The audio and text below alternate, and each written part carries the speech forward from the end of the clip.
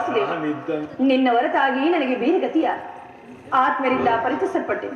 ನನ್ನ ಕೈ ಹಿಡಿದ ಪತಿಗಳು ನನ್ನನ್ನು ಭೋಗ ವಸ್ತುವಿಗೆ ದ್ಯೂತದಲ್ಲಿ ಪಡುವಾಗಿಟ್ಟು ಸೋತು ಹಸ್ತಿನಾವತಿ ರಾಜಸಭೆಯಲ್ಲಿ ಸರ್ವರ ಸಮಾಕ್ಷಮಾದ ಶಾಸನದಿಂದ ಅಪಮಾನತಳ ರಾಜನಗರವನ್ನು ತ್ಯಾಗ ಮಾಡಿ ಅನಾಥ ಭಿಕ್ಷಕೆಯಂತೆ ಕಾಡಿಂದ ಕಾಡಿಗೆ ಎಳೆದದ್ದು ಆಯ್ತು.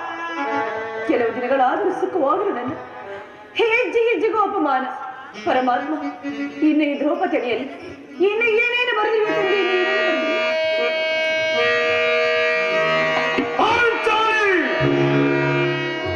ಇವಳೇಕೆ ಮೌನ?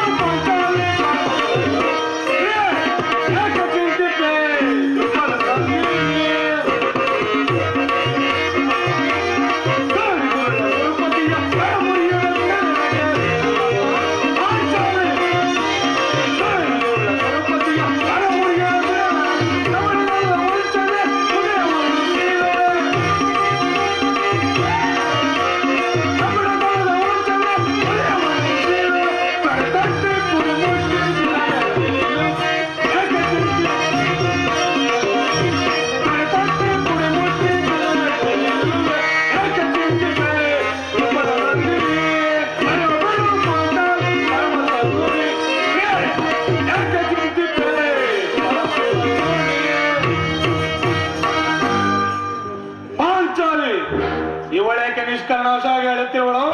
ಪ್ರಿಯತಮೆ, ಏನಾಯಿತು? ನಾನು ನಿಷ್ಕಾರಣವಾಗಿ ಹೇಳುತ್ತಿಲ್ಲ ಪ್ರಭು. ಈ ಪಾಂಚಾಲಿಯವರಿಗೆ ಒಂದಲ್ಲ 16 ಕಾರಣಗಳಿವೆ.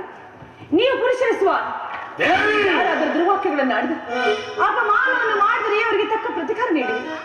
ಆದರೆ ಸ್ತ್ರೀಯರ ವಿಚಾರ ಆಗಲ್ಲ. ಅನ್ನ ವಸ್ತ್ರಗಳಿಗಾಗಿ ಪರರನ್ನು ಆಶ್ರಯಿಸಬೇಕು. ತಮ್ಮ ಆತ್ಮ ಗೌರವವನ್ನು ಉಳಿಸಿಕೊಳ್ಳಲು ಅವರಿಗೆ ಅನಿರಾಶವೂ ಬೇಕು. ಪರಮಾತ್ಮ, ಇಂತಹ ಪರಾಧೀನ ಸ್ತ್ರೀ ಜಾತಿಯನ್ನು ಏಕೆ ಸೃಷ್ಟಿಸಿದೆ ತಂದೆ? ಏಕೆ ಸೃಷ್ಟಿಸಿದೆ? ಪಾಂಚಾಲಿ, ಅಳಬೇಡ. ಸ್ತ್ರೀಯರ ಪರಾಧೀನತೆಯು ನಮ್ಮ ಸಮಾಜದ ನಿಯಮ. ಭಗವಾನ್ ಸ್ವರೂಪರಾದ ಋಷಿಗಳ ಆಜ್ಞೆ. ಆಹಾ, ಕೈ ಹಿಡಿದ ಪತ್ನಿಯನ್ನು ದ್ಯೂತದಲ್ಲಿ ಪಡುವಾಗಿಟ್ಟು ಸೋಲುವಂತೆ ನಿಮ್ಮ ಋಷಿಗಳು ಆಜ್ಞೆ ಮಾಡಿದರೆ ಅಲ್ಲವೇ? ಅಯ್ಯೋ, ಪತಿಗಳು ಪತಿಗಳು ಪತಿಗಳು ತಪಸ್ಸು ಮಾಡಿ ಪಡೆಯಬೇಕು ನಿಮ್ಮಂತಹ ಪತಿಗಳನ್ನು. ಒಂದು ದಿನದ ದಿನ ಈ ನಿಂದನೆಯು ನಮಗೆ ಸಹಾಯವಾಗ ತಪ್ಪಿದ್ದಲ್ಲ. ಪಾಂಚಾಲಿ, ಪ್ರಿಯತಮೆ, ಅಣ್ಣನ ಅಪರಾಧವನ್ನು ಕ್ಷಮಿಸುವಂತೆ ನಾನು ನಿನ್ನಲ್ಲಿ ಎಷ್ಟೋ ಸಾರಿ ಕೇಳಿಕೊಳ್ಳಲ್ಲವೇ? ಆದದ್ದು ಹಾಗೆವಾಯಿತು. ಈ ದಿನ ನೀನೇಕೆ ನನಗೂ ತಿಳಿಸಬಾರದೆ? ತಿಳಿಸು ನಾಥ. ಆದರೆ ಅದರಿಂದ ಪ್ರಯೋಜನವಾದ್ರೂ ಏನು? ನೀವು ಎಷ್ಟಾಗ್ಲಿ ಅಣ್ಣನ ಆಜ್ಞಾಧಾರಕರು. ಅಣ್ಣನ ಆಜ್ಞೆಯ ಹೊರತು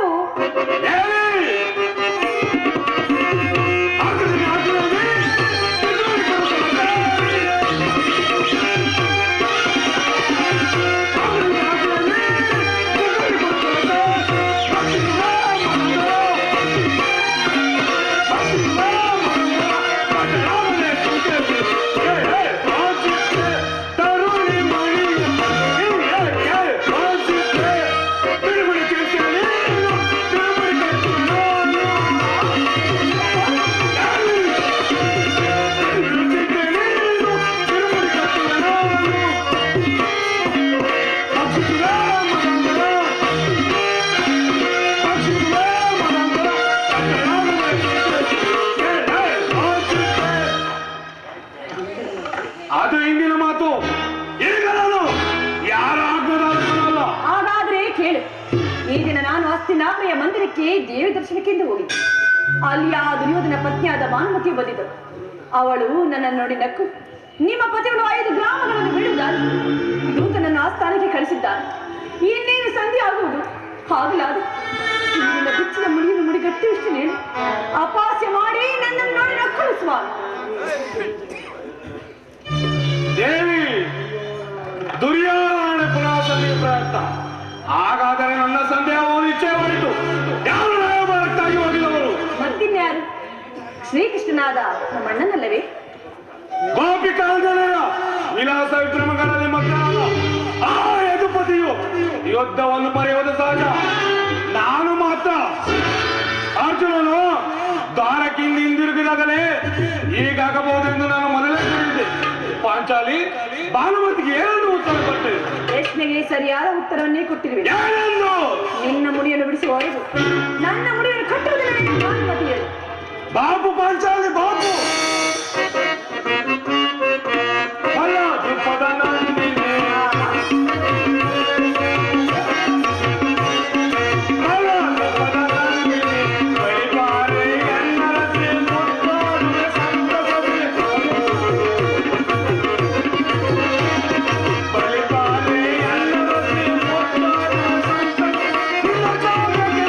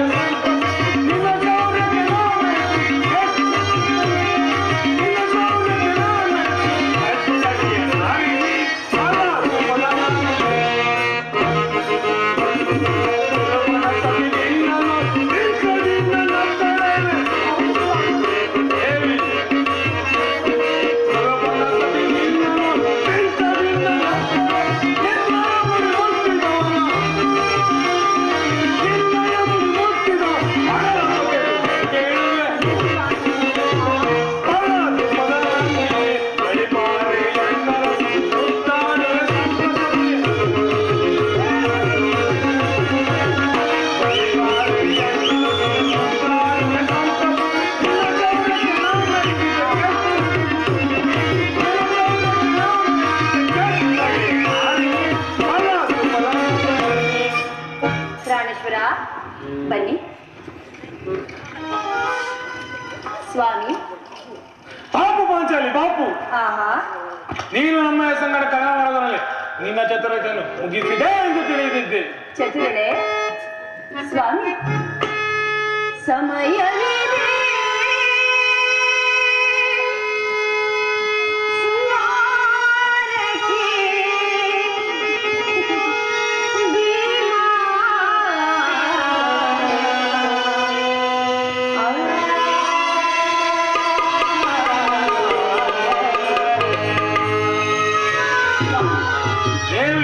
ಪ್ರಾಣವಲ್ಲವಾ ಪ್ರಾಣೇಶ್ವರಿ, ಸಮಯವೇ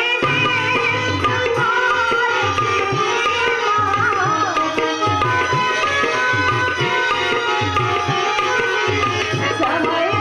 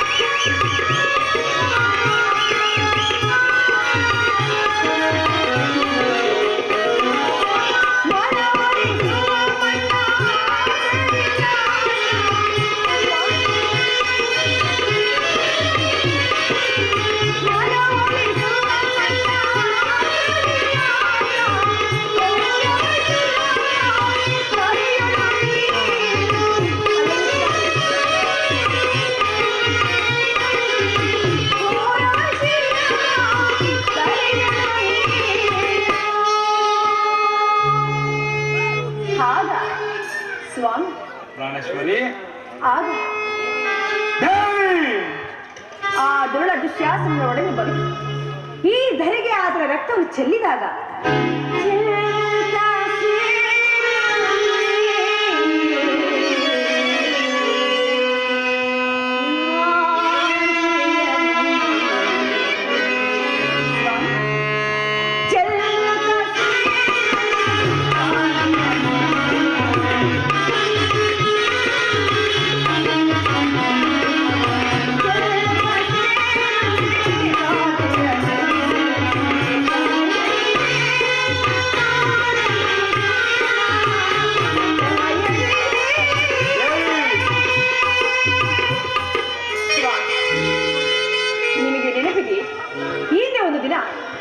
ನನ್ನ ಬಿಚ್ಚಿದ ಮುಡಿಯನ್ನು ಕಂಡು ಕುರುಕುಲಾಂತಕ ಕಾಲರಾತ್ರಿ ಸಂಬೋಧಿಸಿದೆ ಮತ್ತೆ ಹೇಳಿ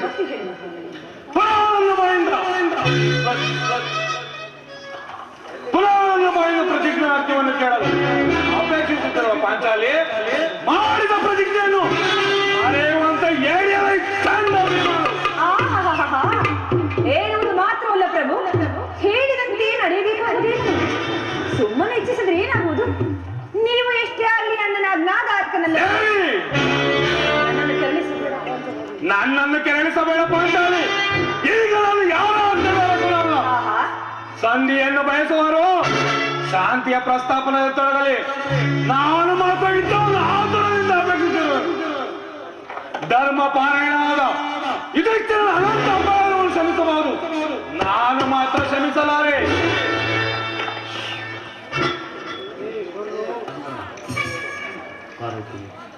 ನೋಡೋಣ. ಆಗಲೇ ಭೀಮಸೇನನು ಸಂಧಿಯ ಪ್ರಸ್ತಾಪವನ್ನು ತಿಳಿದು ಕೆರಳಿದ ಸಿಂಹದಂತೆ ಹಾರ್ಗೊಟ್ಟಿಸುತ್ತಿದ್ದಾನೆ. ಅವನನ್ನು ಸಮಾಧಾನ ಪಡಿಸಲು ನಿನ್ನ ಹೊರತಾಗಿ ಮತ್ತಾರು ಶಕ್ತರಲ್ಲ. ಈ ಸಾರಿ ಅವನ ಕೋಪಕ್ಕೆ ದ್ರೌಪದಿಯ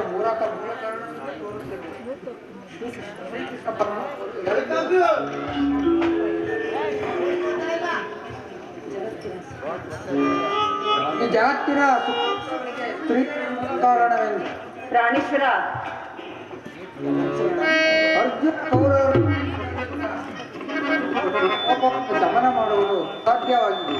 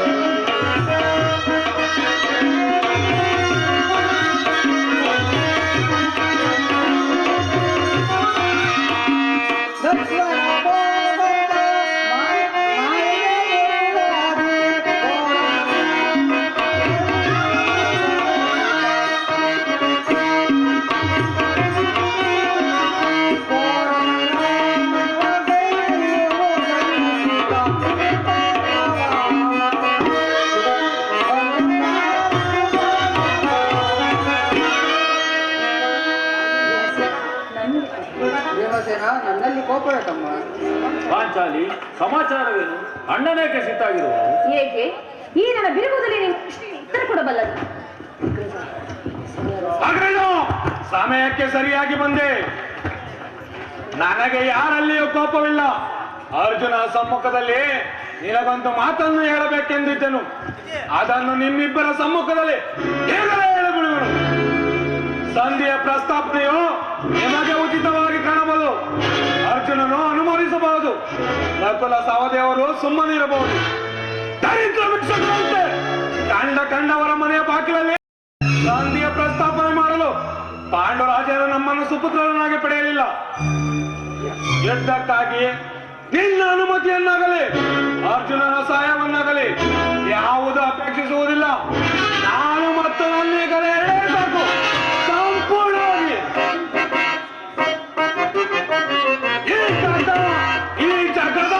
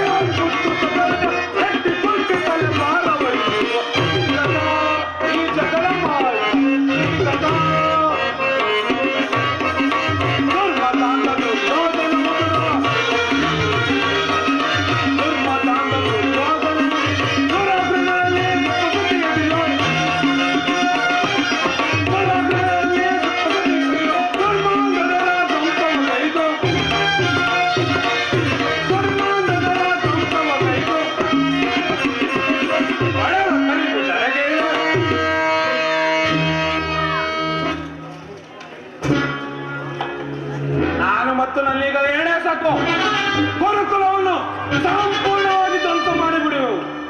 ನೀವು ನಿಶ್ಚಿಂತರಾಗಿ ಸಂಧಿಯ ಪ್ರಸ್ತಾಪನೆಯನ್ನು ತೊಡಗಿರಿ.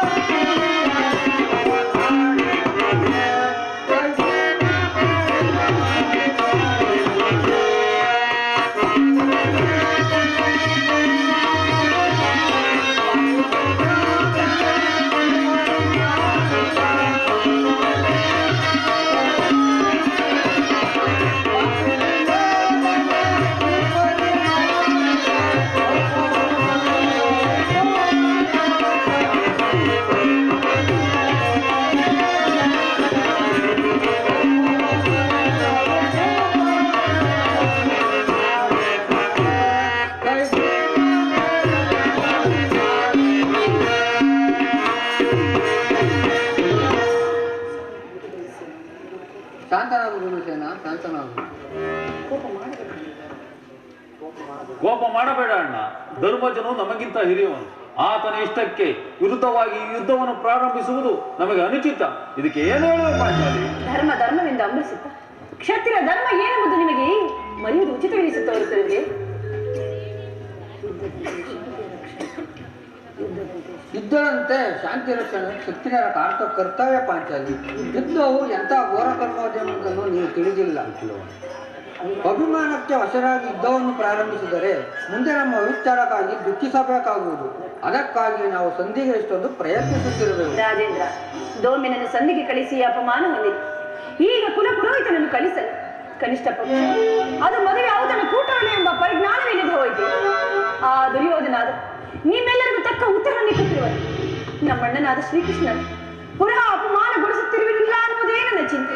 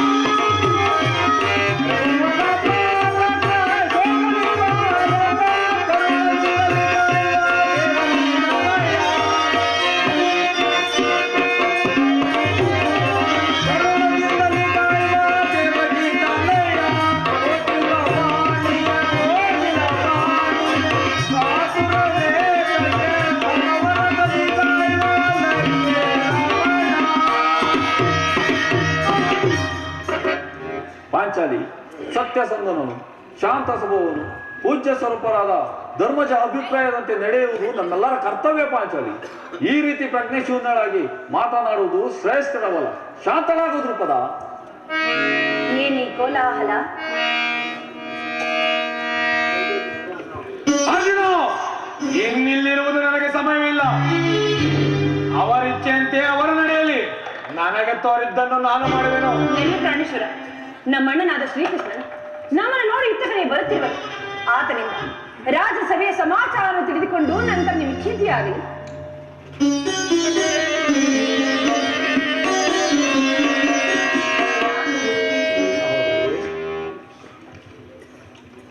ಪರಮಾತ್ಮ ಪಾಂಡುಪುತ್ರ ವಿಜಯಶಾಲಿಯಾಗು ಧರ್ಮನಂದನ. ಪರಮಾತ್ಮ ಅರ್ಜುನನ ಪ್ರಣಾಮಗಳನ್ನು ಸ್ವೀಕರಿಸುವುದು. ಅರ್ಜುನ, ನಿನಗೆ ಮಂಗಳವಾಗಲಿ. ಅಣ್ಣ, ನನ್ನನ್ನು ಆಶೀರ್ವದಿಸಿ. ತಂಗಿ, ನಿನಗೂ ಸಹ ಮಂಗಳವಾಗಲಿ. ಪರಮಾತ್ಮ ನಿನಗೆ ನಮಸ್ಕರಿಸುವೆನು. ಭೀಮಸೇನ, ನಿನಗೆ ಶುಭವಾಗಲಿ. ಸ್ವಾಮಿ, ಹೋದ ಕಾರ್ಯವೇನಾಯಿತು? ಓದವರಾರು ಕೃಷ್ಣನಲ್ಲವೇ? ಅಂದರೆ ಎಲ್ಲವೂ ಸಮರ್ಪಕವಾಗಿ ನಡೆಯಿತು. ಭೀಷ್ಮಾದಿಗಳು ಬಹು ವಿಧವಾಗಿ ಉಪಚರಿಸಿದರು. ಸ್ವಯಂ ಧೃತರಾಷ್ಟ್ರರು ಸಹ ವಿಧವಾಗಿ ಉಪಚರಿಸಿ ರಾಜ್ಯಸಭೆಗೆ ಸ್ವಾಗತಿಸಿದರು. ಪಾಂಚಾಲಿ, ಓಹೋ, ನಡೆಯಿತು. ಪಾಂಚಾಲಿ, ಇನ್ನಿಲ್ಲಿರುವುದು ನನಗೆ ಸಮಯವಿಲ್ಲ. ಅವರಿಚ್ಛೆಯಂತೆ ಅವರು ನಡೆಯಲಿ. ನನಗೆ ತೋರಿದ್ದನ್ನು ನಾನು ಮಾಡುವೆನು. ನೆಲ್ಲಿ ಪ್ರಾಣೇಶ್ವರ, ಮೊದಲು ನನ್ನ ಅಣ್ಣನ ಮಾತನಾಡಲು ಮುಗಿಯಲಿ.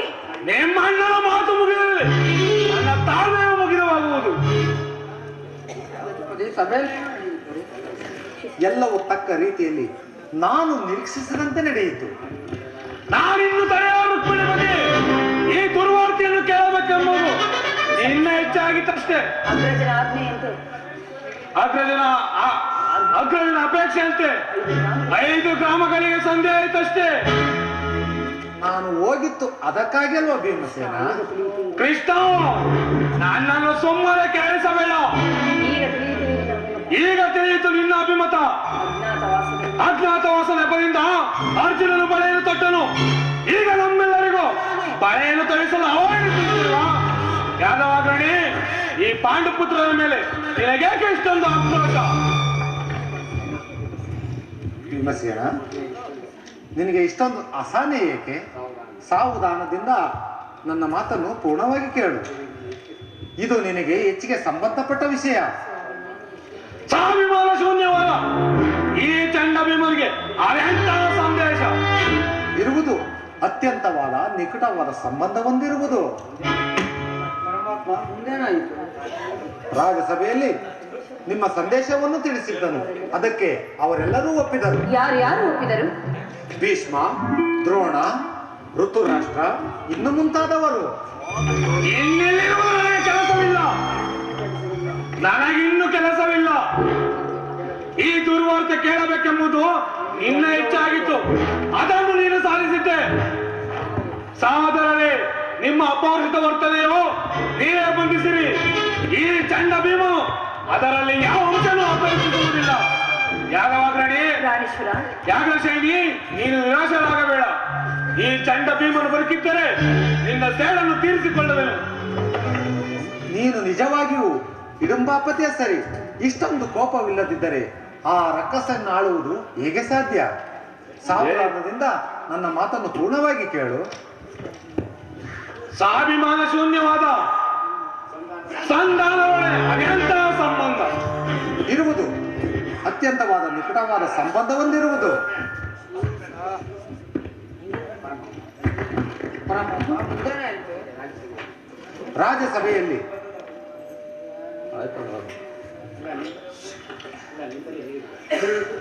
ಇಲ್ಲ, ನಿಂತಲೇ ಹೇಳಿಬಿಡು. ಭೀಮಸೇನ, ನೀನು ಕುಳಿತುಕೊಳ್ಳದ ಹೊರತಾಗಿ ನಾನು ಏನನ್ನೂ ಹೇಳುವುದಿಲ್ಲ. ಇದೇನು ಪರ್ಯಾಸವೇ ಕೃಷ್ಣ? ಪರ್ಯಾಸವಲ್ಲ ಭೀಮಸೇನ. ನಿನ್ನನ್ನು ಕಂಡರೆ ನನಗಷ್ಟೊಂದು ಭಯವಾಗುವುದು. ಭೀಮಸೇನ, ಆ ಗದೆಯನ್ನು ಸ್ವಲ್ಪ ಇಡು. ನನ್ನ ಪಾಶದಲ್ಲಿ ಕುಳಿತುಕೋ. ಆಗ ನಿನಗೆ ಪ್ರಿಯವಾದ ಸಂದೇಶವನ್ನು ತಿಳಿಸುವೆನು. ಇದೋ ನಿನ್ನ ಅಪೇಕ್ಷೆಯಂತೆ ಕುಳಿತುಕೊಳ್ಳುವೆನು. ಈಗಲಾದರೂ ಈಗಲಾದರೂ ಹೇಳು. ನೀನು ಕೋಪ ಮಾಡುವುದಿಲ್ಲವಷ್ಟೇ? ಹಾ, ಅದು ಆಗಲಿ. ಹಾಗಾದ್ರೆ ನೀನು ನನ್ನ ಬಂದಿ. ಕ್ಷಣಕಾಲ ಮಾತ್ರ. ಅರ್ಜುನ, ಕ್ಷಣಕಾಲ ಈ ಗದೆಯನ್ನು ಹಿಡಿದಿರು. ಯಾಗ್ರಸೇನಿ, ಅಣ್ಣ ಸಮೀಪಕ್ಕೆ ಬಾ. ನಾನು ಹೇಳಿದಂತೆ ಮಾಡಬೇಕು ಕಂಡೆಯ. ಅಣ್ಣ, ನಿಮ್ಮ ಮಾತನ್ನು ಎಂದಾದರೂ ಮೀರಿವಿದೆ. ಹಾಗಾದರೆ ತೆಗೆದುಕೋ ಈ ಹಗ್ಗವನ್ನು. ಇದರಿಂದ ನಿನ್ನ ಪತಿಯ ಕೈಗಳನ್ನು ಕಟ್ಟಲು ಬರುವುದೇನೋ ನೋಡು. ಅಣ್ಣ, ಇದೇನು ಪರಿಹಾಸ್ಯ? ಪರಿಹಾಸ್ಯವಲ್ಲ ಸಹೋದರಿ. ಶತ್ರುಗಳ ಎಡಮುರಿ ಬಿಡಿಸುವುದರಲ್ಲಿ ನೀನು ಪಂಡಿತೆಯಂತೆ. ಹಾಗೆ ನಿನ್ನ ಗಂಡನ ಕೈಗಳು ಕಟ್ಟಲು ಬರುವುದೇನೋ ನೋಡು. ಭೀಮಸೇನ, ನಿನಗೆ ಸಂದೇಶವನ್ನು ಕೇಳುವ ಇಚ್ಛೆ ಇದ್ದರೆ ಪಾಂಚಾಲಿ, ಕೃಷ್ಣನು ಹೇಳಿದಂತೆ ನನ್ನ ಕೈಗಳನ್ನು ಬಂಧಿಸು.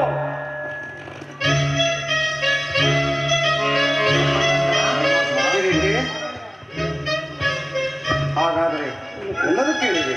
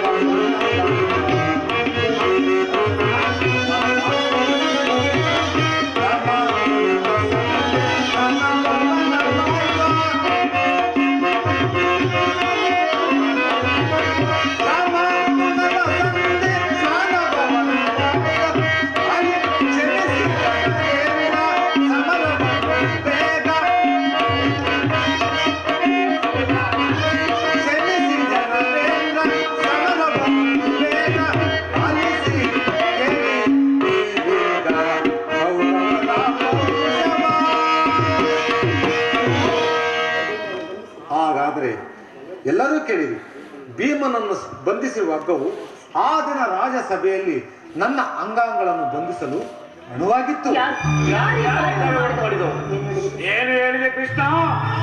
ಈ ಹಗ್ಗವನ್ನು ಬಂಧಿಸಲು ಯತ್ನಿಸಿದರೆ ಯಾರು?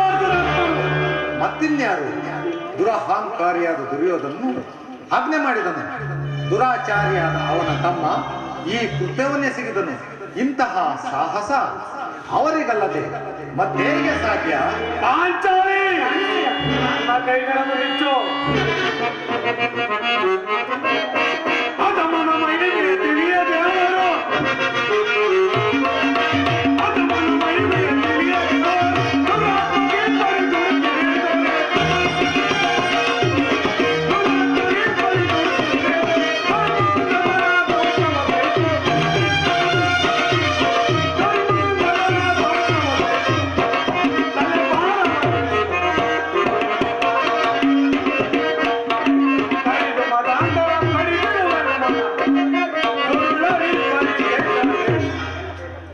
ಕೈಗಳನ್ನು ಬಿಚ್ಚಿ ಕೃತ್ಯದಿಂದ ದುರ್ಯೋಧನ ದುರಾಭಿಮಾನವು ಶಿಖರವನ್ನು ಮುಟ್ಟಿತು.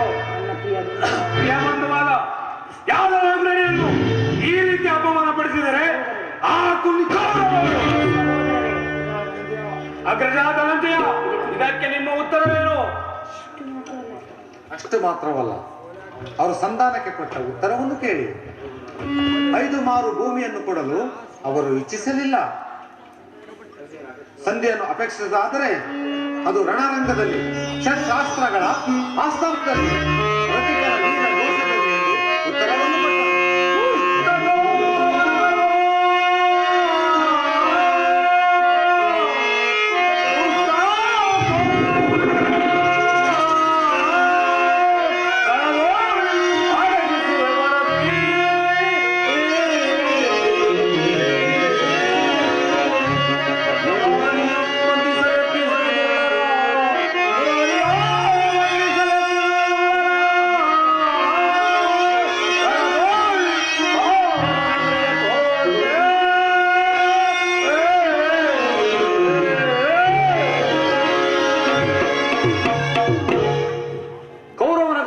ಗರ್ಭವು ಗಗನವನ್ನು ಮುಟ್ಟಿತು.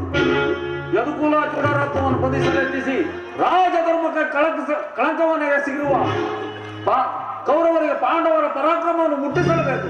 ಅಗ್ರಜ ಭೀಮಸೇನ ಯುದ್ಧವೇ ಸಿದ್ಧ.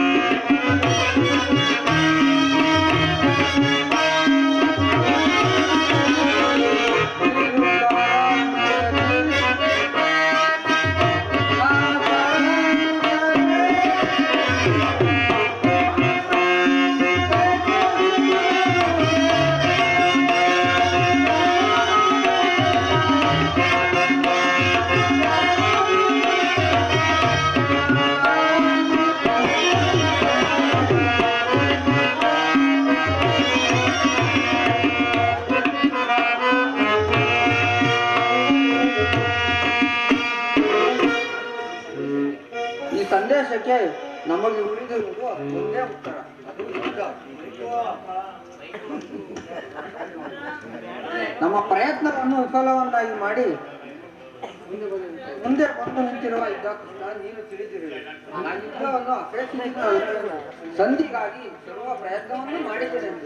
ನನ್ನ ಕೈಗಳನ್ನು ಬಿಚ್ಚಿ ಅಗ್ರಜ, ನನ್ನ ಕೈಗಳನ್ನು ಬಿಚ್ಚು. ಅರ್ಜುನ, ನನ್ನ ಕೈಗಳನ್ನು ಬಿಚ್ಚು. ಕೃಷ್ಣ, ನೀನೇ ಬಿಚ್ಚು. ಯಾರೋ ಬಿಚ್ಚುವುದಿಲ್ಲವೇ? ನಾನೇ ಬಿಚ್ಚಿಕೊಳ್ಳುವೆನು.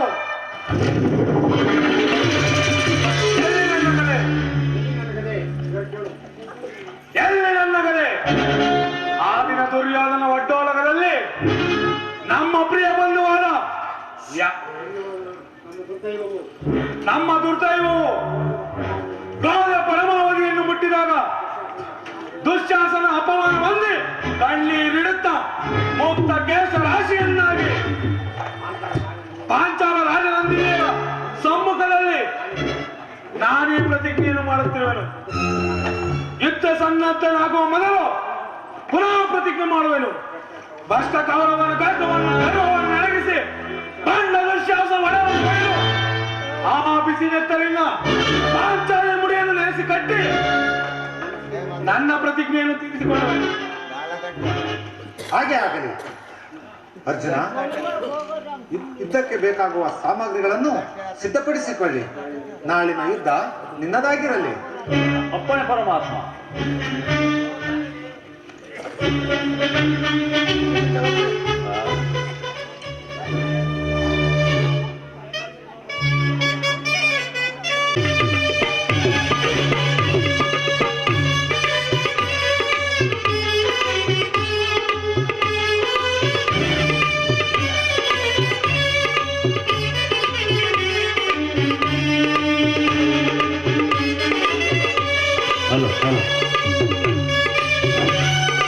ಪಾತ್ರ ಮಾಡಿರೋಂತಹ ರಂಗಯ್ಯನವರು ಲಕ್ಕೇನಹಳ್ಳಿ 500 ರೂಪಾಯಿ ಕೊಟ್ಟಿದ್ದಾರೆ, ಸ್ವೀಕರಿಸಬೇಕು. ಭೀಮ್ ಪಾತ್ರ.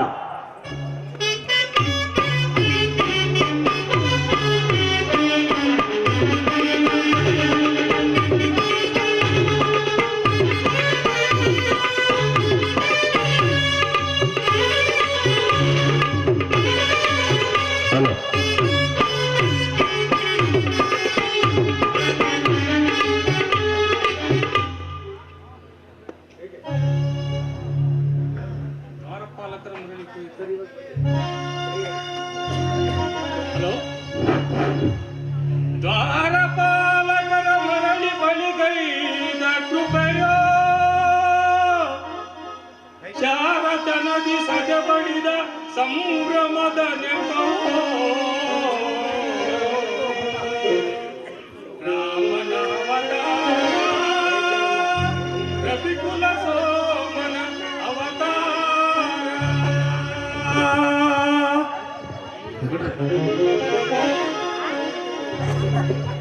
ರಾಮನ ಅವತಾರ ರವಿಕುಲ ಸೋಮನ ಅವತಾರ ರಾಮನ ಅವತಾರ ರವಿಕುಲ ಸೋಮನ ಅವತಾರ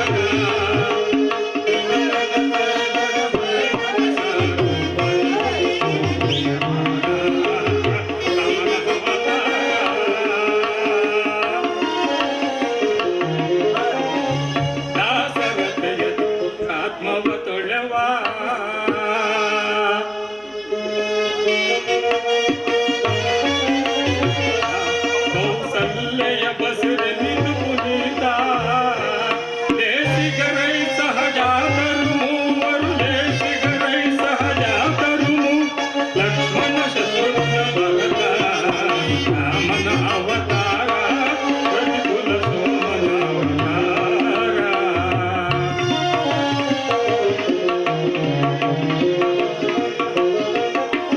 ತ್ರಿಭುವನ ಪಾಲಕ ಜಪಮಾತ ಪರಗುರು ವಿಶ್ವಾಮಿತ್ರ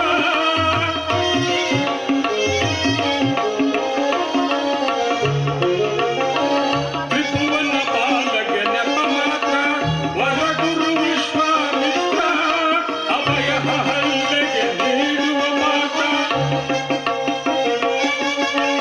ಅಭಯ ಹಲ್ಲೆಗೆ ನೀಡುವ ಮಾತ ಹರಿಸುವ ಧರಿಸುವ ಮಾತ ರಾಮನ ಅವತಾರ ರವಿಕುಲ ಸೋಮನ ಅವತಾರ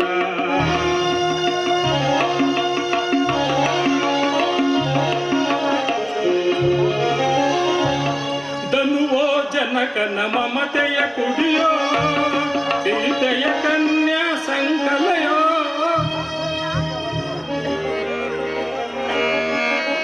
ಧನುವೋ ಜನಕನ ಮಮತೆಯ ಕುಡಿಯೋ ಸೀತೆಯ ಕನ್ಯಾ ಸಂಕಲಯೋ ಧನುಜರ ಕನಸಿನ ಸುಖ ಗೋಪುರವೋ ಧನುಜರ ಕನಸಿನ ಸುಖ ಗೋಪುರವೋ ಮುರಿಬುದು ಮಿಥಿಲಾ ನಗರದಲ್ಲಿ ರಾಮನ ಅವತಾರ ರವಿಕುಲ ಸೋಮನ ಅವತಾರ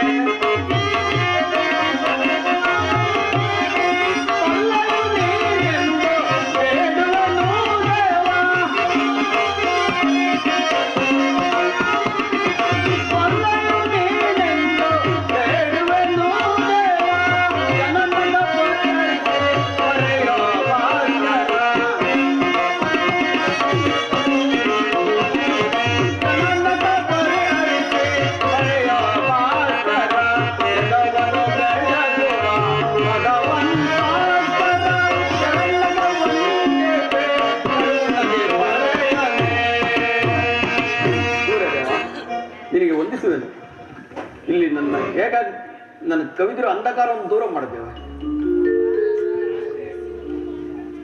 ಕರ್ಣ, ಮಗು ಕರ್ಣ. ಅಮ್ಮ, ನೀನು ಯಾರ ತಾಯಿ? ನನ್ನ ಏಕಾಗ್ರತೆಗೆ ಏಕೆ ಬಂದಿದೆ? ಕುಮಾರ್, ನೀನು ಪೂಜಿಸುತ್ತಿರುವ ಆ ಸರ್ವಸಾಕ್ಷಿ ಸೂರ್ಯದೇವ ಜ್ವಲಂತ ಪ್ರಭೆಯನ್ನ ನಿನಗೆ ಮೊದಲು ತೋರಿಸಿದ ಸ್ತ್ರೀ ನಾನು. ಅಮ್ಮ, ನೀನು ಏನು ಹೇಳ್ತಿರುವೋ ಒಂದು ತಿಳಿಯೋದು, ಆದರೆ ಅಂತರಂಗದ ಶುದ್ಧಿ ಪಟ್ಟಣದಲ್ಲಿ ಅದ್ಯಾವುದೋ ಮಮಕಾರ ನನ್ನನ್ನು ಸೆಳೆದಂತೆ ಭಾಸವಾಗುತ್ತಿರೋದು. ನೀನು ಯಾರು ತಾಯಿ? ಕುಮಾರ್, ಹೇ ನಿರ್ಭಾಗ್ಯರನ್ನ ಕುಂತಿ ಎಂದು ಕರೆಯುವರು ಕರ್ಣ. ಏನು ಕುಂತಿ? ಆ ಅರ್ಜುನನ ತಾಯಿಯೇನಮ್ಮ ನೀನು? ಹೌದು ಕುಮಾರ್, ಹಾಗೆಂದು ನನ್ನನ್ನು ದ್ವೇಷಿಸಬೇಡ ಪುತ್ರ. ಅಮ್ಮ, ನಮಸ್ಕರಿಸುವೆನು.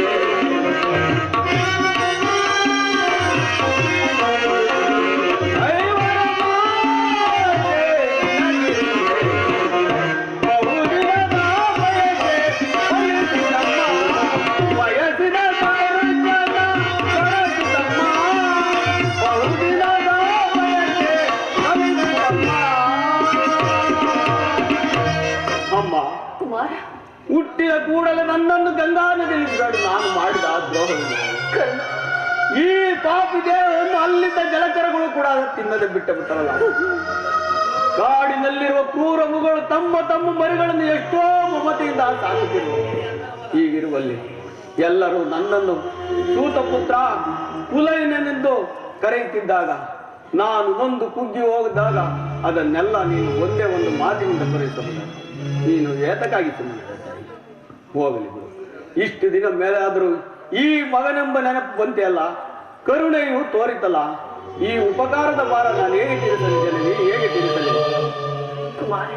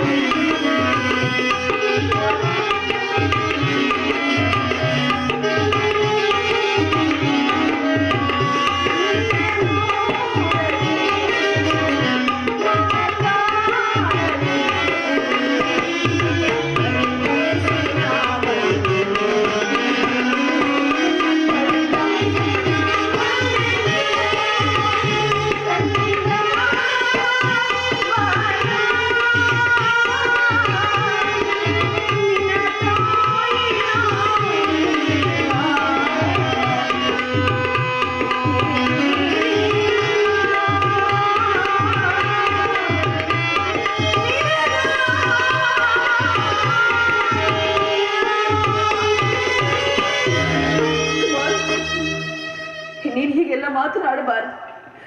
ನಾನೀಗಾಗಲೇ ನೊಂದು ಬಿದ್ದು ಹೋಗಲು ಈ ನಿನ್ನ ಮಾತುಗಳು ನನ್ನನ್ನು ಶೂಲದಲ್ಲಿ ತೀರುತ್ತಿರುವುದು ಕಂದ.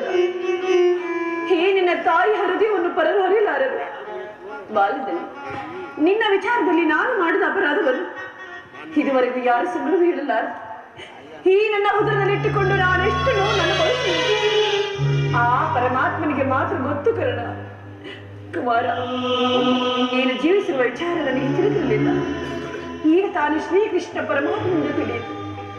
ಕುಮಾರ, ಬಾಲ್ಯದಲ್ಲಿ ಹೀನ ಕುಲದವನು ಸೂತ ಕುಲದವನು ಎಂದು ಜನ ನಿದ್ರೆ ಮಾಡುತ್ತಿರುವಾಗ ಅಯ್ಯೋ ಅಯ್ಯೋ ನೀನೆಷ್ಟು ನೋವನ್ನು ಅನುಭವಿಸಿರುವೆಯೋ. ಅದಕ್ಕೆಲ್ಲ ನಾನೇ ಕಾರಣ. ನಾನು ಪಾಪಿಕರಣ. ಕ್ಷಮಿಸು ಪುತ್ರ, ನನ್ನನ್ನು ಕ್ಷಮಿಸು. ಅಮ್ಮ, ಈ ರೀತಿ ಮಾತನಾಡುವುದು ಬಾಲಕನಾದ ನನಗೆ ಶ್ರೇಷ್ಠ. ನನ್ನ ಹತಭಾಗ್ಯ ಕರ್ಮಕ್ಕೆ ನೀನೇನು ಮಾಡಿ ನಿನ್ನ ಪಾದ ಸೇವೆ ಮಾಡ್ತಿರುವ ಪಾಂಡವರೇ ಸಕೃತಿಗಳು. ಕುಮಾರ್, ಈ ಪಾಪಿಗೆ ಅಂತ ಪುಣ್ಯವೆಲ್ಲಿಂದ ಸಲ್ಲಬಹುದು? ಕುಮಾರ್, ಆದದ್ದು ಆಗಿ ಹೋಯ್ತು. ಹೀಗಲಾದ ನಿನ್ನ ಸಹೋದರನ್ನು ಸೇರಿ ಸೌಖ್ಯವಾಗಿ ಬಾಳ. ಆ ವೈರಿಗಳಾದ ಅಲ್ಕೋಹಾಲ್ ಸೇರಿ ಕೇಳಲು ಬಯಸಬೇಡ. ಸೋಭ್ರಾತೃದಾನ ಮಾಡು ಕುಮಾರ್. ಅಮ್ಮ, ಇದೊಂದು ಮಾತನ್ನು ಬಿಟ್ಟು ಮತ್ಯಾವುದಾದ್ರೂ ಹೇಳು ನಡೆಸಿಕೊಡುನು. ನಾನು ಜೀವಿಸುವ ಸ್ವಾಮಿ ದ್ರೋಹ ಮಾತ್ರ ಮಾಡಲ್ಲ. ಕುಮಾರ, ಅದು ಆಗಲ್ಲ. ನಿನ್ನ ಹೆತ್ತ ತಾಯಾದ ನಾನು ನಿನ್ನಲ್ಲಿ ಭಿಕ್ಷೆ ಬಿಡುತ್ತಿರುವನು ಕರ್ಣ. ಅವರನ್ನು ಉಳಿರುವುದು ಕೊಡು. ಪಾಂಡವರನ್ನು ಉಳಿಸು ಕುಮಾರ. ಅಮ್ಮ, ನೀನು ವೀರ ಮಾತೆ.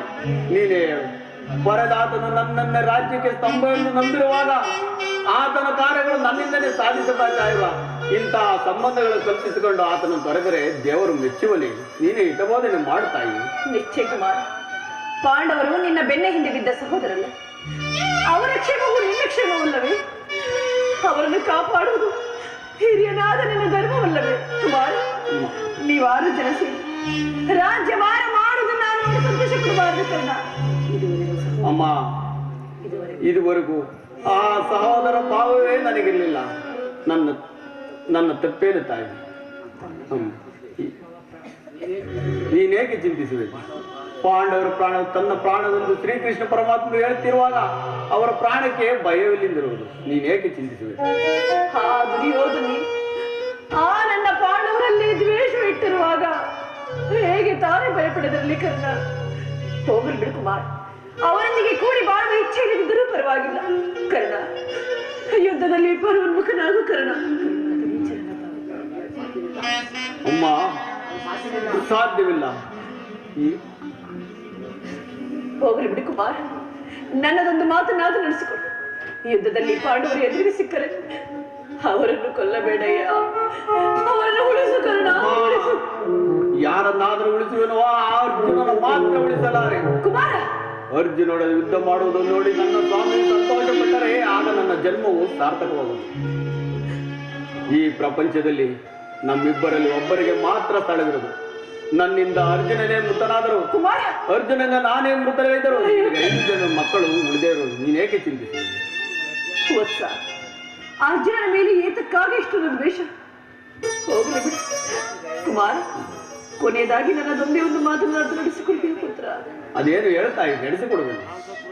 ಸತ್ಯವಾಗಿ ನಡೆಸಿಕೊಡ್ಬೇಕು ಕುಮಾರ್. ಅಮ್ಮ, ನಿನ್ನ ಗರ್ಭದಲ್ಲಿ ಜನಿಸಿದ ಕೇವಲ ಇದೊಂದು ಮಾತು ನಡೆಸಲಾರ ಪರಮಪಾಪಿ ಎಂದು ಭಾವಿಸಿಯ ಈ ಕರ್ಣನನ್ನು ಕೇಳು.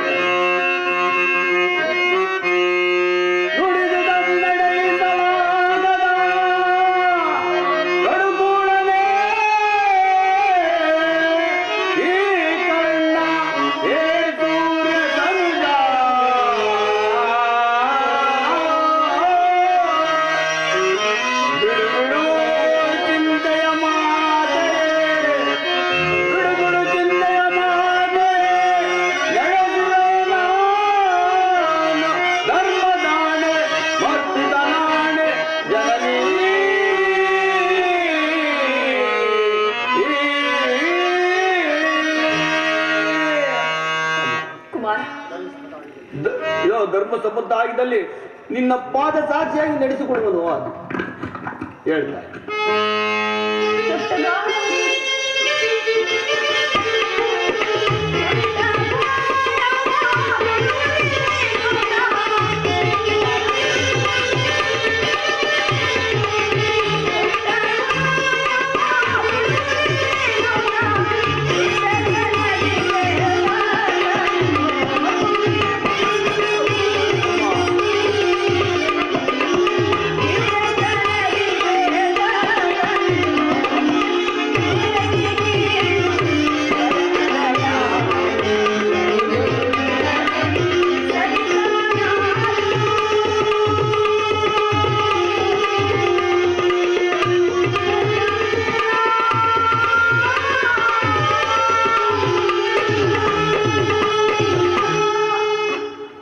ಅದ್ದವರಿಯಲ್ಲಿಯಾದರೂ ಬದುಕಿಕೊಳ್ಳುವುದಕ್ಕಲ್ಲ, ಅದೇ ಎತ್ತ ಹೊಡಲಿಗೆ ಆನಂದ.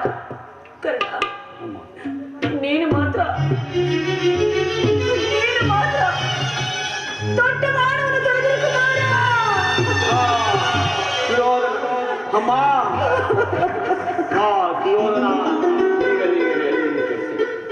ಇಂದ್ರನು ವಜ್ರ ಕವಚವನ್ನು ಅಪಹರಿಸಿದನು. ಅವನ ದುರಾದೃಷ್ಟಕ್ಕೆ ಸರಿಯಾಗಿ ಬಿಲ್ಲು ಮುರಿದನು. ಈಗ ನನ್ನ ಹೆತ್ತ ತಾಯಿಯು ತೊಡಬಾಡವೆಂದು ವಾಗ್ದಾನ ಪಡೆದನು. ಮಾಡಲಿ, ಪ್ರಪಂಚ ದೈವ ಎಲ್ಲ ಸಂಚು ಮಾಡುತ್ತಿರುವುದು ಮಾಡಲಿ. ಪೌರುಷರು ಯುದ್ಧ ಮಾಡಿ ನನ್ನ ಸ್ವಾಮಿಗಾಗಿಯೇ ಮಡಿವೆ. ಉಳಿದಿದ್ದು ದೈವಕ್ಕೆ ಶ್ರೀಕೃಷ್ಣ ಪುಟರೋಪಾಯವು ಫಲಿಸಿದೆ. ಈ ಯುದ್ಧದಲ್ಲಿ ನಮಗೆ ಜಯವಿಲ್ಲ. ನಿಮ್ಮೆಲ್ಲರ ಸಂತೋಷದಿಂದಾಗಲಿ. ಹೋಗಿ ಬಾ ಜನನಿ, ಹೋಗಿ ಬಾ. ಅಮ್ಮ,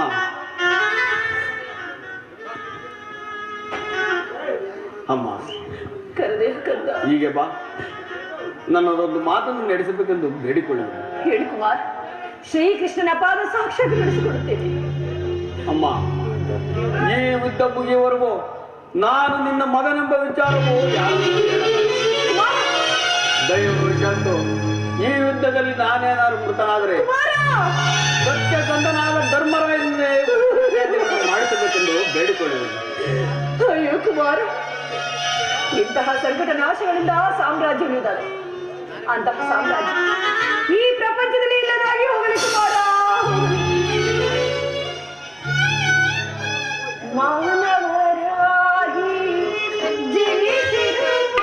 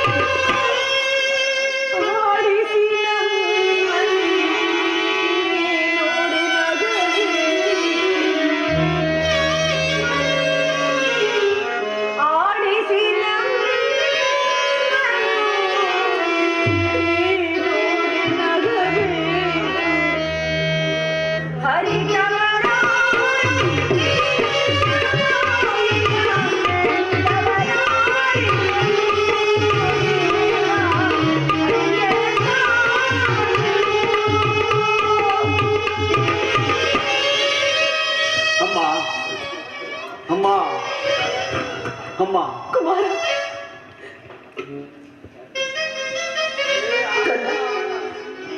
ಈ ಮಾತಿನಲ್ಲಿ ಸಂದೇಹವಿಲ್ಲ ತಾನೆ? ಅಲ್ಲೇನಿಲ್ಲ ತಾಯಿ.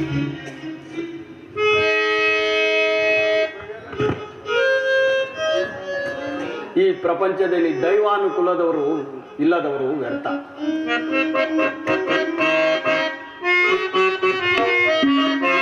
ಪರಮಾತ್ಮ ಎನ್ನ ಮೇಲೆ ದಯ ಬರಲು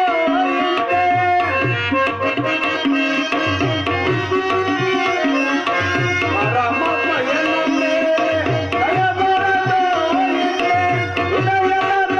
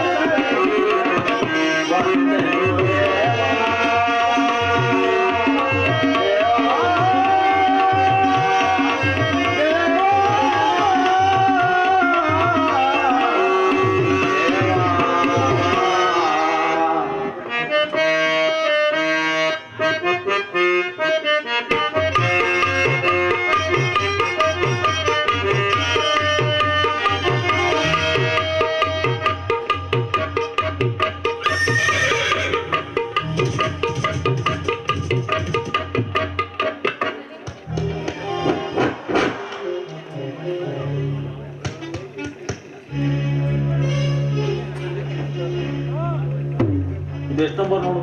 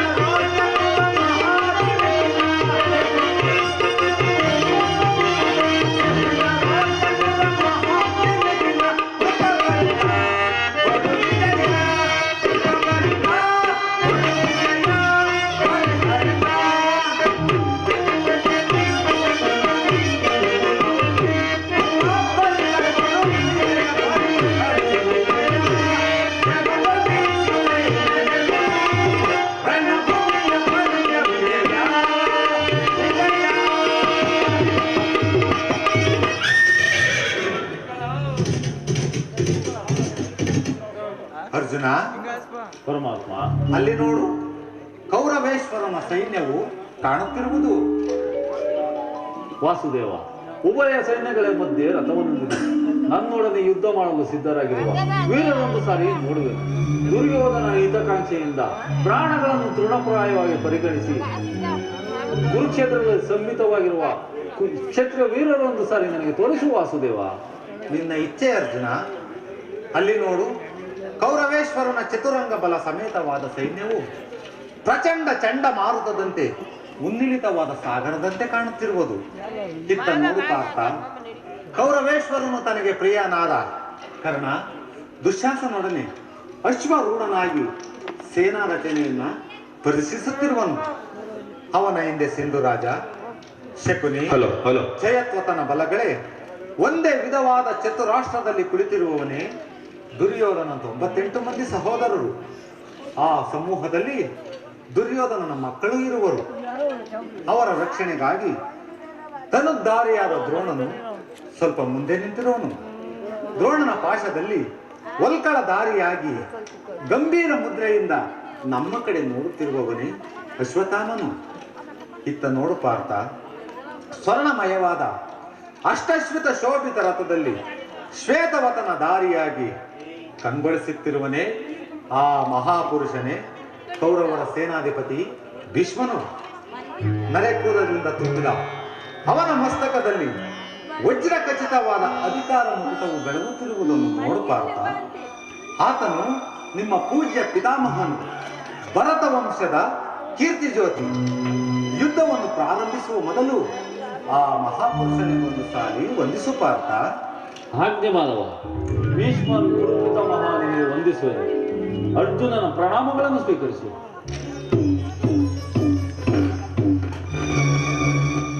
ವಾಸ ವಾಸುದೇವ, ನನ್ನ ಜೀವನದಲ್ಲಿ ಇದೆಂಥ ಪವಿತ್ರ ಸಮಯ. ಈಗ ನನ್ನ ಮನಸ್ಸಿನಲ್ಲಿ ನನಗೆ ಹುಟ್ಟುತ್ತಿರುವ ಭಾವನೆಗಳನ್ನು ನಿನಗೆ ತಿಳಿಸಬಲ್ಲನಾದರೆ ಇದೇನು ಅರ್ಜುನನ ಪತನವೋ ಅಥವಾ ಉತ್ಥಾನವೋ ದೇವ? ಏಕೆ ಮಿತ್ರ, ಏನಾಯಿತು? ಏಕೆ ವಿಚಲಿತನಾಗಿರುವೆ? ಏನು ಹೇಳಲಿ ಕೃಷ್ಣ, ಅಂಗ ಪ್ರತ್ಯಂಗಗಳಲ್ಲಿ ದಾರುಣ್ಯ ಜಾರಿ. ಬೇಸಿಗೆ ಬಿಸಿಲಿನಿಂದ ಬೆಂದ ತವರಂತೆ ಮುಖವು ಬಾಡುತ್ತಿದೆ. ಶರೀರದಲ್ಲಿ ಕಂಪನ ರೋಮಾಂಚ ನೀಡುತ್ತಿದೆ. ಗಾಂಡೀವವು ಕೈಯಿಂದ ಕಳಿಸಿದೆ. ಕಾಲುಗಳಲ್ಲಿ ನಿಲ್ಲಲು ತ್ರಾಣವಿದೆ.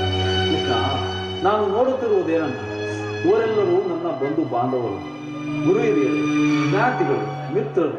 ಇವರಷ್ಟು ಜನ ದಮನಿಗಳಲ್ಲಿ ಭರತ ವಂಶದ ಪವಿತ್ರ ರಕ್ತವು ಹರಿಯುವುದು ಬಲ್ಲೆ. ರಾಜ್ಯದ ಮೇಲಿನ ಆಸೆಯಿಂದ ಇವರನ್ನು ವಧಿಸಲು ನನ್ನಿಂದಾಗದು. ಸಜ್ಜನ ವಧೆಯು ಸಮಿತವಿಲ್ಲ ಕೃಷ್ಣ. ರಥವನ್ನು ಹಿಂತಿರುಗಿಸಿದ ನನಗೆ ಈ ಯುದ್ಧವು ಬೇಡ.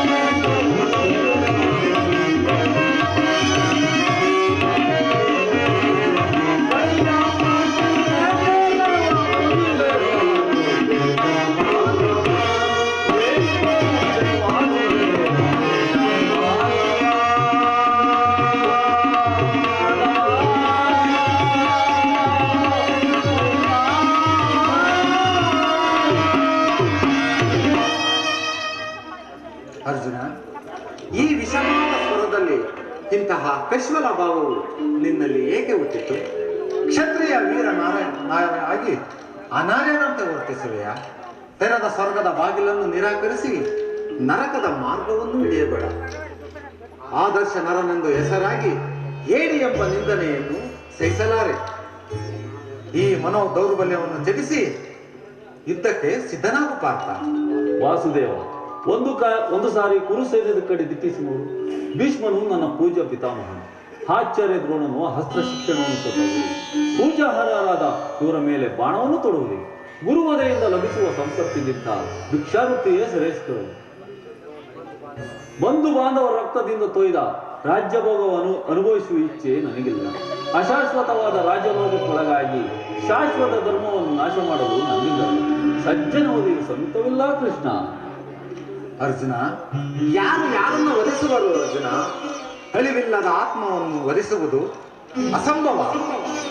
ಮನುಷ್ಯನು ಹರಿದು ಹೋದ ಬಟ್ಟೆಯನ್ನು ಬಿಸಿಟ್ಟು ಹೊಸ ಬಟ್ಟೆಯನ್ನು ಧರಿಸಿದಂತೆ ಆತ್ಮವು ಜೀರ್ಣವಾದ ದೇಹವನ್ನು ತ್ಯಾಗ ಮಾಡಿ ಬೇರೊಂದು ದೇಹವನ್ನು ಆಕ್ರಮಿಸುವನು. ಮರಣವು ದೇಹದ ನಾಶ, ಅವಿನಾಶಿಯಾದ ಆತ್ಮನ ಅವಸ್ಥಾನವಲ್ಲ. ದೇಹಕ್ಕೆ ಬಾಲ್ಯ, ಯೌವನ, ವಾದಿತ್ಯಾದಿ ಅವಸ್ಥೆಗಳು ಪ್ರಾಪ್ತವಾಗುವಂತೆ ಮಾನವನಿಗೆ ದೇಹಾಂತರ ಪ್ರಾಪ್ತಿಯು ಸಹಜವಾದುದು. ಪಂಡಿತರಾದವರು ಅದರ ಸಲುವಾಗಿ ದುಃಖಿಸುವುದಿಲ್ಲ. ಏಕೆಂದರೆ ಈ ಭೀಷ್ಮ, ದ್ರೋಣ, ನೀನು, ನಾನು ಕೂಡ ಹಿಂದೆ ಅನೇಕ ಸಾರಿ ಜನ್ಮಿಸಿರುವೆವು, ಮುಂದೆಯೂ ಜನ್ಮಿಸಿರುವೆವು. ಜನನ ಮೃತ್ಯುಗಳು ಆತ್ಮನ ಅನಂತ ಪ್ರವಾಸದ ಎರಡು ಅಂತರ. ಹುಟ್ಟಿದವನಿಗೆ ಮರಣ, ಮೃತ್ಯುವಿಗೆ ಪುನರ್ಜನ್ಮ ಮೊದಲೇ ನಿಶ್ಚಿತವಾಗಿರುವುದು. ಅವಶ್ಯಕವಾಗಿ ಆಗಬೇಕಾದಕ್ಕೆ ಮೂಢನಂತೆ ಚಿಂತಿಸಿ ಫಲವೇನು? ಯುದ್ಧವು ಕ್ಷತ್ರಿಯನ ಧರ್ಮ. ನಿನ್ನ ಧರ್ಮವನ್ನು ನೀನು ಪಾಲನೆ ಮಾಡಬಾರ್ದ?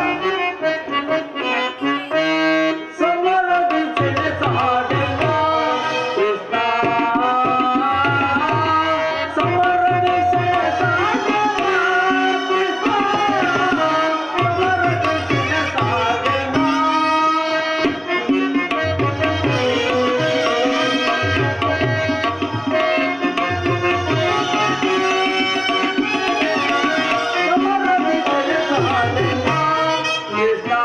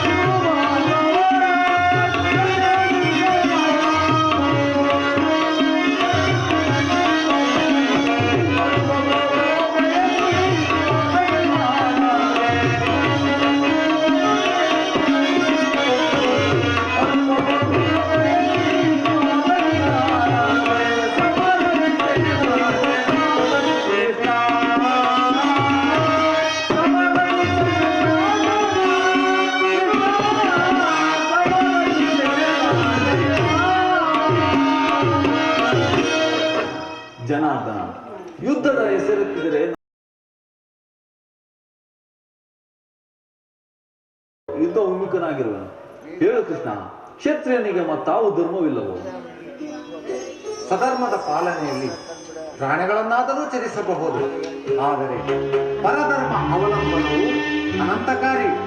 ನೆನಪಿರಲಿ ಅರ್ಜುನ, ಇದು ಧರ್ಮಯುದ್ಧ. ಈ ಯುದ್ಧದಿಂದ ನೀನು ನಿರತನಾದರೆ ಸ್ವಧರ್ಮವನ್ನು ಉಲ್ಲಂಘಿಸಿದ ಪಾಪಕ್ಕೆ ಗುರಿಯಾಗುವೆ, ಅಕೀರ್ತಿ ಅಭಾಗನೆನಿಸುವೆ. ನಿನ್ನಂತಹ ಸಂಭಾವಿತನಿಗೆ ಅಕೀರ್ತಿಯು ಮರಣಕ್ಕಿಂತ ಘೋರತರವು. ಶತ್ರುಗಳು ಏಡಿಯೆಂದು ಅಳಿಯುವರು, ಆತ್ಮೀಯರು ವಂಚಕನೆಂದು ನಿಂದಿಸುವರು. ಈ ಮನೋ ದೌರ್ಬಲ್ಯವನ್ನು ತ್ಯಜಿಸಿ ಯುದ್ಧಕ್ಕೆ ಸಿದ್ಧನಾಗು ಪಾರ್ಥ. ಪರಮಾತ್ಮ, ಈ ಯುದ್ಧದಲ್ಲಿ ನನ್ನ ಕರ್ಮವೇನು? ಧರ್ಮ ನಾಶವೋ ಧರ್ಮ ರಕ್ಷಣೆಯೋ? ಉಭಯ ಭ್ರಷ್ಟನಾಗದಂತೆ ನನಗೊಂದು ದಾರಿಯನ್ನು ತೋರಿಸು ವಾಸುದೇವ. ಕರ್ಮವು ಮಾನವನ ಜೀವನದ ರಾಜ್ಯ ಮಾರ್ಗ. ನೀನೀಗ ಕರ್ಮ ತತ್ಪರನಾಗು. ಫಲಾಫಲಗಳನ್ನು ಚಿಂತಿಸದೆ ನಿರ್ದಿಷ್ಟವಾದ ಕರ್ಮವನ್ನಾಚರಿಸು. ಏಕೆಂದರೆ ಮಾನವನು ಕರ್ಮಕ್ಕೆ ಮಾತ್ರ ಅಧಿಕಾರಿ, ಫಲವು ಅವನ ಅಧೀನವಲ್ಲ. ಅನಾಸಕ್ತ ಸಿದ್ಧನಾಗಿ ಸಿದ್ಧಿ ಅಸಿದ್ಧಿಗಳಲ್ಲಿ ಸಮಾನ ಭಾವದಿಂದ ಕಾರ್ಯಾಚರಣೆ ಮಾಡುವುದೇ ಮಾನವನ ಕರ್ತವ್ಯ. ಅಸ್ತ್ರಗಳನ್ನು ಧರಿಸು, ಕರ್ಮಯೋಗಿ ಎನಿಸು, ಇಹದಲ್ಲಿ ಕೀರ್ತಿಯನ್ನು ಪಡೆಯುವ. ನನ್ನ ಹೃದಯದ ಪ್ರತುಸ್ಥ ಪ್ರಜ್ಞೆಯನ್ನು ಎಚ್ಚರಗೊಳಿಸುತ್ತಿರುವ ನೀನು ಯಾರು? ಕರ್ಮಯೋಗಿ. ಇಹಲೋಕದಲ್ಲಿ ನಿನ್ನ ನಿರ್ದಿಷ್ಟವಾದ ಕರ್ಮವೇನು? ಅರ್ಜುನ, ನಾವಿಬ್ಬರು ಅನೇಕ ಸಾರಿ ಇಹಲೋಕದಲ್ಲಿ ಜನ್ಮಗ್ರಹಣ ಮಾಡಿರುವೆವು. ನನಗೆ ಅವುಗಳ ನೆನಪಿರುವುದು, ನಿನಗಿಲ್ಲ. ನಾನು ಜನ್ಮ ಜಲಾರಹಿತನು, ಅವ್ಯಾತ್ಮಕನು, ಪಂಚಭೂತಗಳಿಗೆ ಒಡೆಯನು. ಯಾವಾಗ ಧರ್ಮದ ಪತನ, ಅಧರ್ಮದ ಉದ್ಧಾರವಾಗುವುದೋ ಆಗ ನಾನು ಈ ಭೂಮಿಯಲ್ಲಿ ಜನ್ಮಗ್ರಹಣ ಮಾಡುವೆನು. ಸಜ್ಜನರ ಪಾಲನೆ, ದುಷ್ಟರ ನಾಶ, ಧರ್ಮ ಸಂಸ್ಥಾಪನೆ ಇವೇ ನನ್ನ ಅವತಾರದ ಉದ್ದೇಶಗಳು ಪಾತ್ರ. ಪರಮಾತ್ಮ, ನಿನ್ನ ಅವತಾರದ ಗುರುತುಗಳೇನು? ನಿನ್ನನ್ನು ತಿಳಿಯುವ ಬಗೆ ಹೇಗೆ? ಉತ್ತರವನ್ನು ತಿಳಿಸುವ ಮಹಾಮಹಿಮ. ನಾನು ಮಾಯಾರೂಪಿ,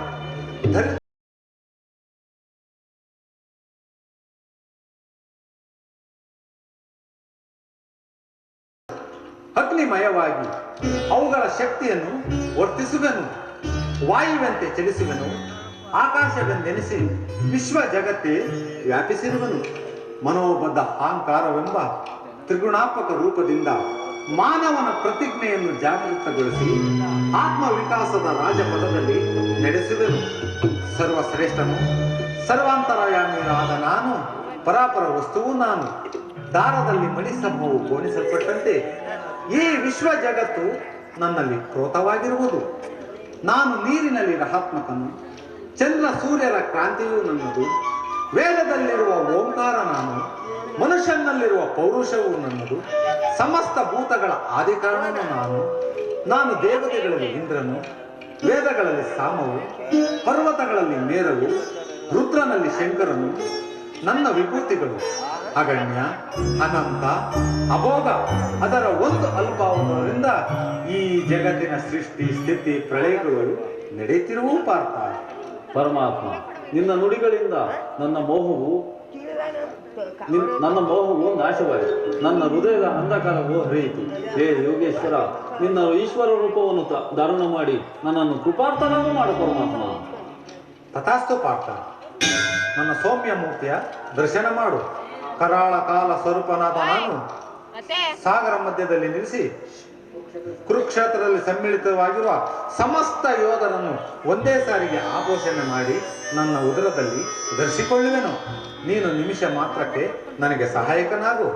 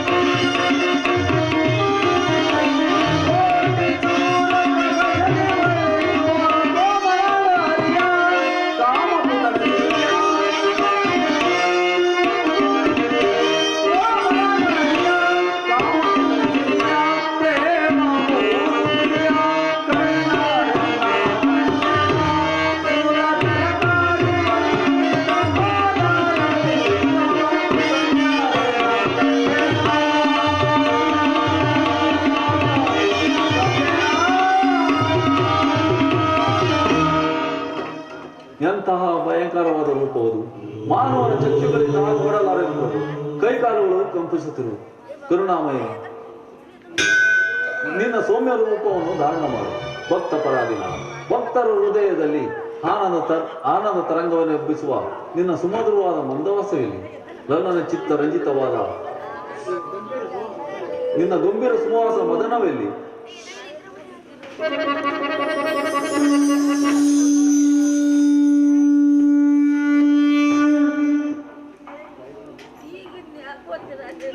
ಭಯವನ್ನು ಬಿಡು ಪ್ರಾಣಸಖ. ಗದಾಚಕ್ರ ಶೋಭಿತವಾದ ನನ್ನ ಸೌಮ್ಯ ಮೂರ್ತಿಯ ದರ್ಶನ ಮಾಡು. ನಿನ್ನ ರಥವು ಪ್ರತಪ್ರಷ್ಟವಾಗದಂತೆ ನೋಡಿಕೊಂಡು ಸುರಕ್ಷಿತವಾದ ದಡವನ್ನು ಮುಟ್ಟಿಸಲು ನಾನು ಕಂಕಣದಾರನಾಗಿ ನಿಂತಿರುವೆನು. ನೀನು ನಿಮಿಷ ಮಾತ್ರಕ್ಕೆ ನನಗೆ ಸಹಾಯಕನಾಗು. ಯುದ್ಧದಲ್ಲಿ ಜಯಶೀಲಿಯಾಗಿ ಕೀರ್ತಿಯನ್ನು ಪಡೆಯುವುದು. ಪರಮಾತ್ಮ, ನನ್ನ ಧನ್ಯನಾದ ಪರಮಾತ್ಮ, ನನ್ನನ್ನು ಕಾಪಾಡುವ ಭಾರವ ನಿನ್ನ. ತಥಾಸ್ತು ಪಾರ್ಥ.